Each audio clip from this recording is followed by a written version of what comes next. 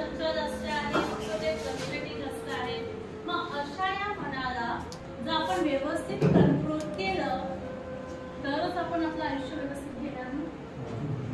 म्हणजे समजा माझ्या मनाने सांगितलं की याला एक थप्पड मारायची, रॉंग थिंग, मी त्याचं नाही ऐकलं, मी त्याला एक छान स्माइल दिली.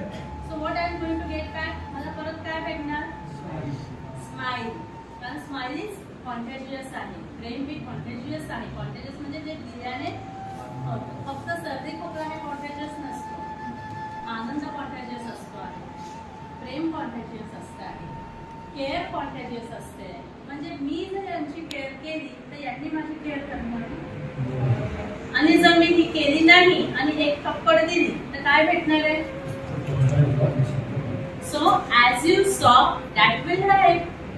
म्हणजे येस, म्हणजे आपण जसं करू तसंच आपल्याला भेटणार आहे. सो ह्या मनाला खूप साऱ्या गोष्टी आपल्या मनात येतात. आता तुम्ही वेगवेगळ्या जागेहून आलेले आहात, महाराष्ट्राच्या वेगवेगळ्या कोपऱ्याहून इथे आलेले आहात. कशासाठी आलो आहोत आपण इथे? पण ते उपचार आपल्याला का घ्यावे लागत आहे? कारण काही एका पर्टिक्युलर टाइममध्ये आपण आपल्या मनाचं ऐकलं नाही किंवा जास्त आहे, म्हणजे त्याला. आणि हे कशावर अवलंबून असतं माहिती आहे? आपल्या संगतीवर, आपल्या सराउंडिंगवर, आपल्या एन्व्हायरमेंटवर. आलेला कोणताच मनुष्य हा वाईट नसतोय. तुम्हीही वाईट नाही आहात, तुम्ही खूप छान, देवाने प्रत्येकाला छानच बनवून पाठवलेला आहे. पण त्याला जे विचार भेटतात, त्याला जी संगत भेटते आणि त्याला जे त्याचं जे रूपांतर, त्याचे थॉट्स चेंज होत राहतात, बिहेवियर चेंज होत राहतं आणि थॉट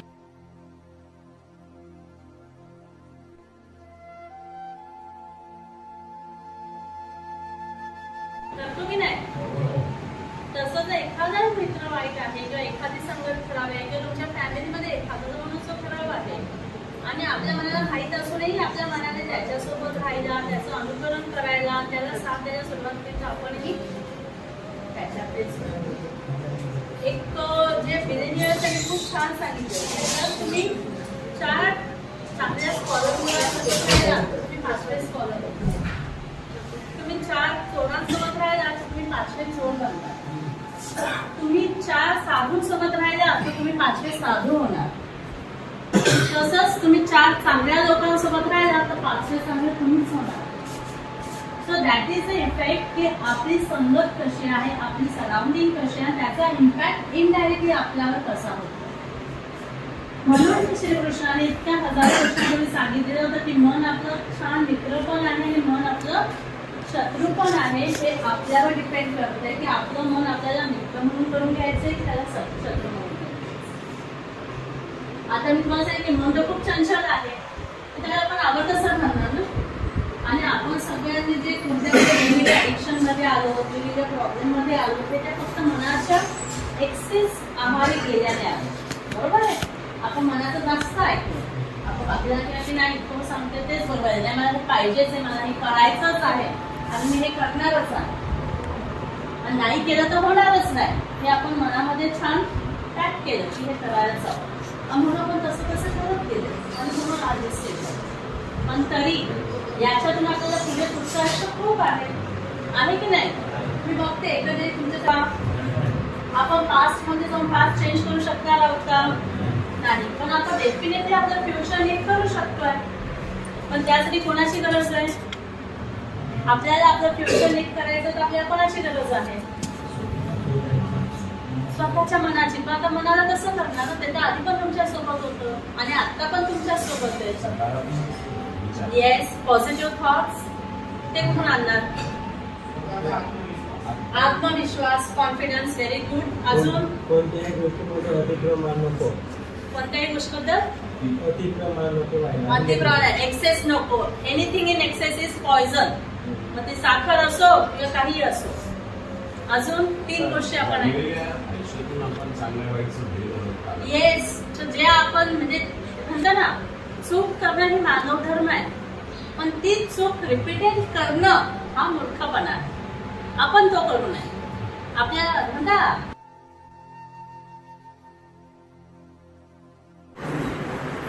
आपण सांगत होतो की गोड गोपालदास चाळेंची गोष्ट.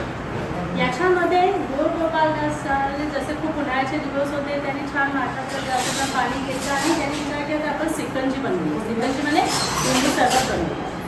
लिंबू घेतलं, लिंबू स्पीच केलं, त्यामध्ये काळा नमक टाकलं आणि साखरेचा डबा हातात घेतला. तेवढ्यात त्यांचा एक खूप प्रिय शिष्य आला.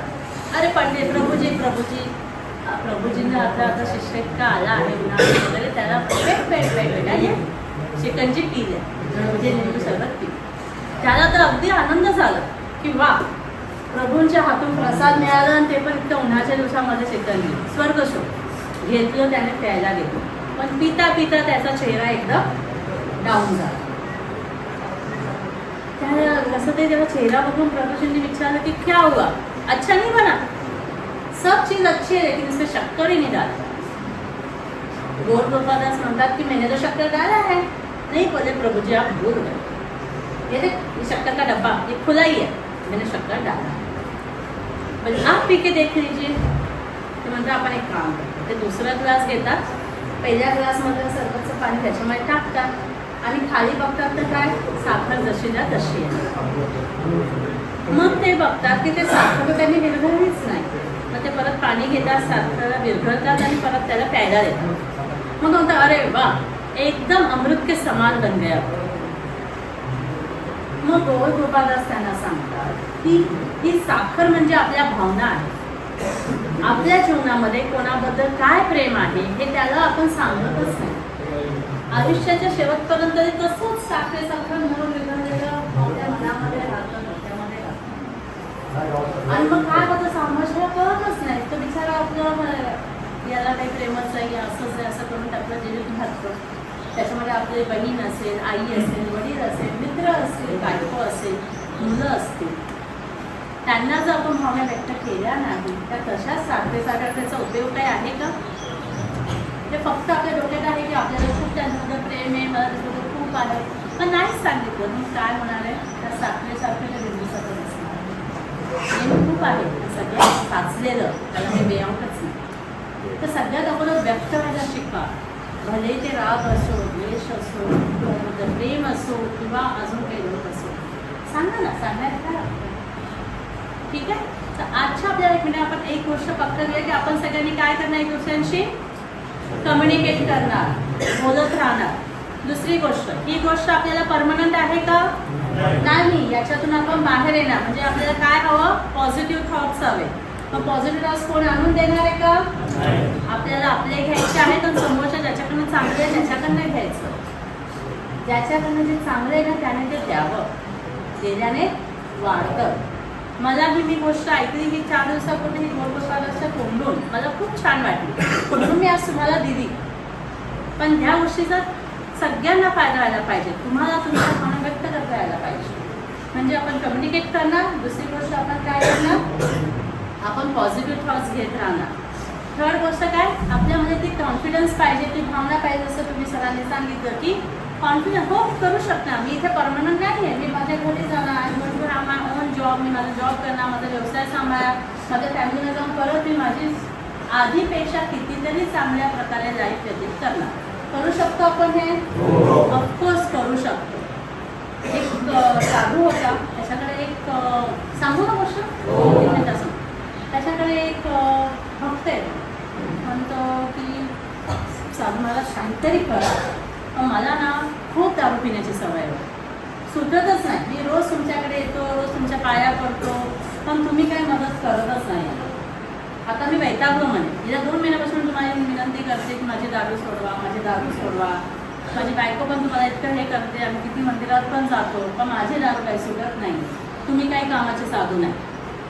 काय उगीच मी तुमच्यावर विश्वास ठेवला. खूप काय काय बोलतो त्यांना की मी इतका विश्वास ठेवला, इतकं हे केलं, इतकं दान पुण्य केलं, पण माझी दारू काही सुटली नाही.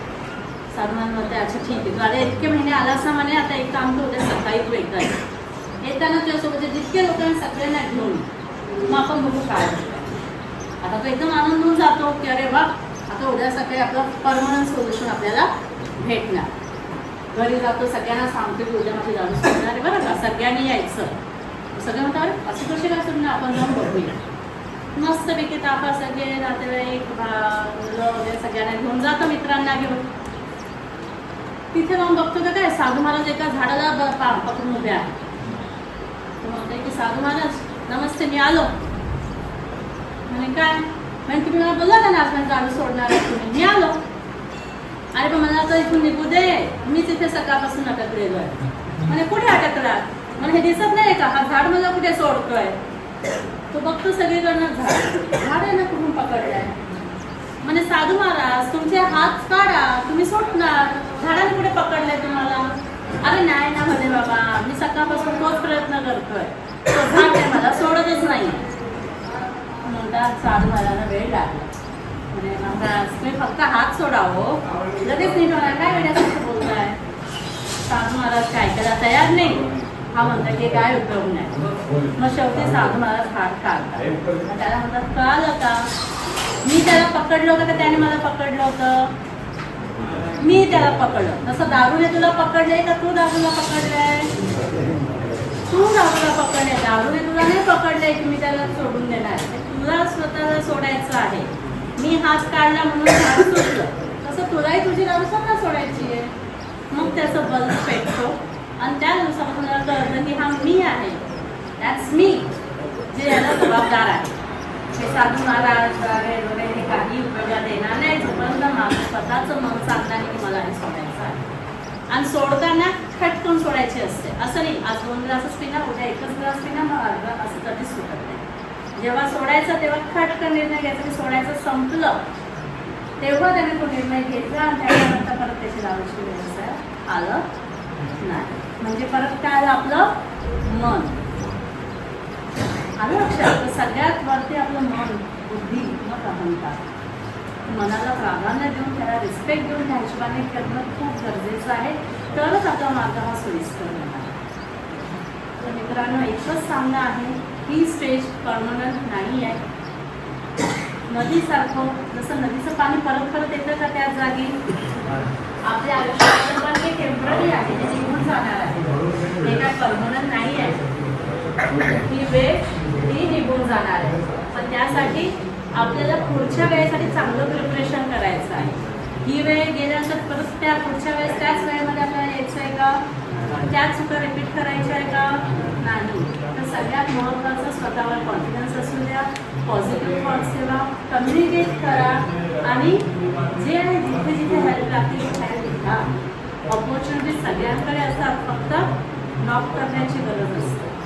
ते नॉक आपल्यालाच करावं लागणार आहे. कोणी रेग्युलर दार नाही ठेवणार आहे की या नाही.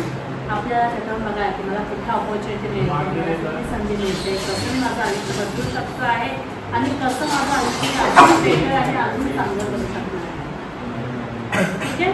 तर जसं आपल्याला श्रीकृष्णाने सांगितलं आहे, आजच्या दिवसात आपण जे लक्षात ठेवूया की आपल्याला मनाला शत्रू न करता मनाला मित्र करायचं आहे आणि त्या मित्राच्या साह्याने आपल्याला चांगलं आयुष्य करायचं. जमेल?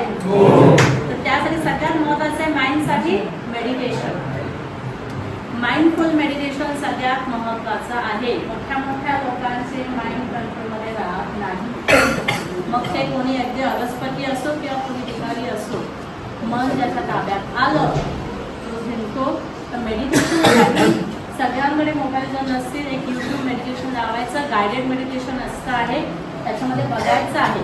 तर 2 मिनिटं सगळ्यांनी डोळे बंद करा. बघू, डोळे बंदच. मेडिटेशनचा रूल आहे, हात पाय काही हलत चालेल पण डोळे उघडायचे नसतात. मांडीवर एकाएक पाहिजे आणि हात घडी पाहिजे, एक दुसऱ्यावर गुंफलेले हात.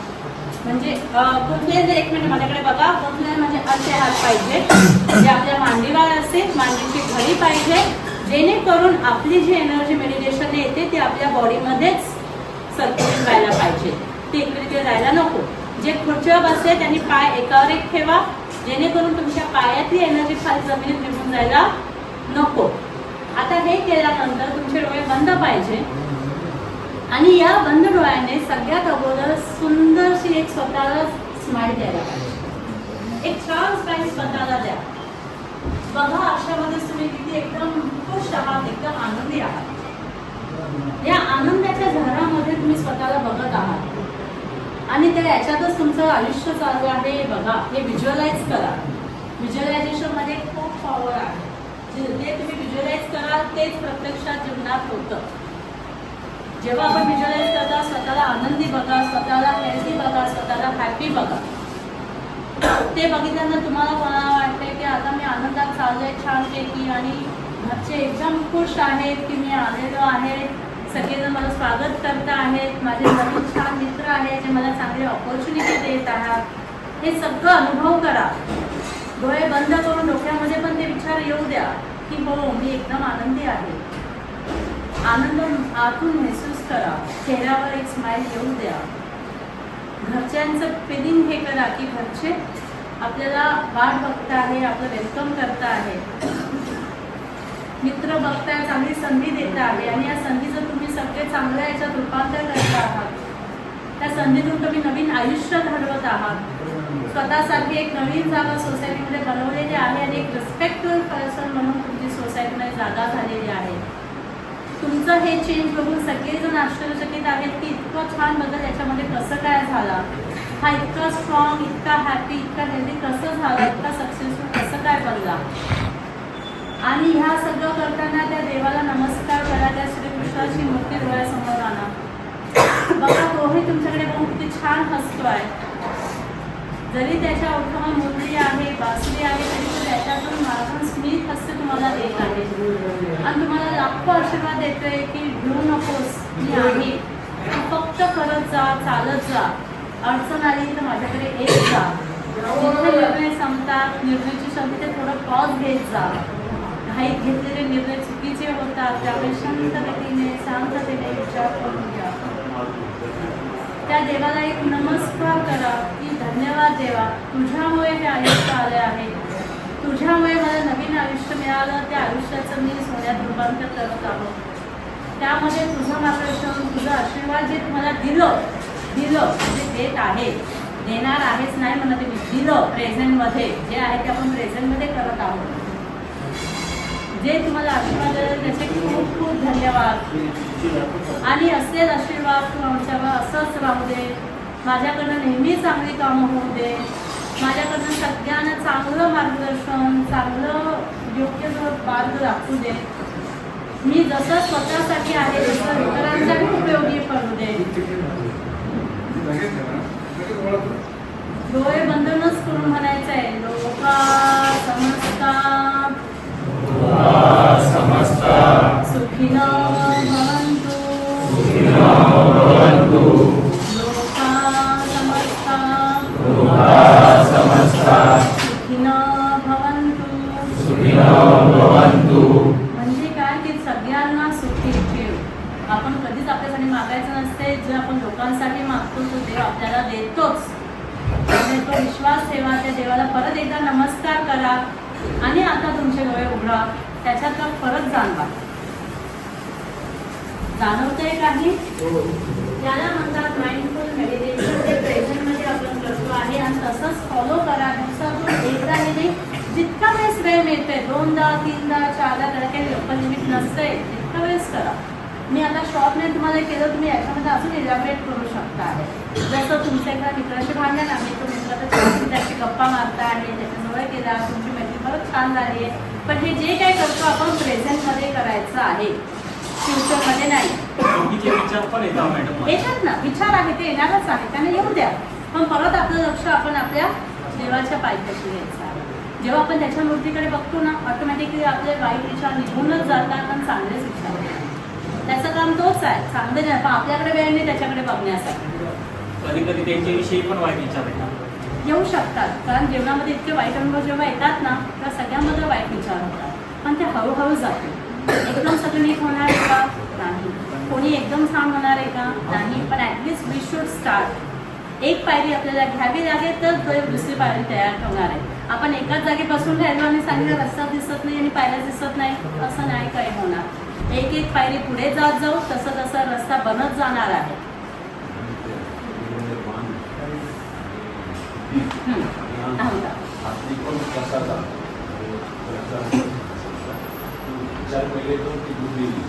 कोणतीही गोष्ट आधी विचाराने, जेव्हा डोक्यात विचाराने तरच ते आपल्याला कृती होणार. मग हे करायची कृती हे प्रत्येकाची कृती बुद्धी प्रत्येकाची वेगळी असते, ज्याला आपण IQ म्हणतो. सगळ्यांना जेव्हा सारखं IQ नाही दिलेला, कोणी खूप आईन्स्टाईन सारखं आहे. कधीही मनातले चांगले विचार आले, बुद्धीने निर्णय घ्यायचा हा चांगला आहे की वाईट, आणि त्याच्यावर कृती करायची. ऍक्शन. येस, चालेल. चल आपण परत भेटत राहूया. काही वाटलं तर तुम्ही मला कधीही कॉन्टॅक्ट करा. तर महत्त्वाचं मेडिटेशन सोडू नका आणि त्या ईश्वराची श्रद्धा टाळू नका.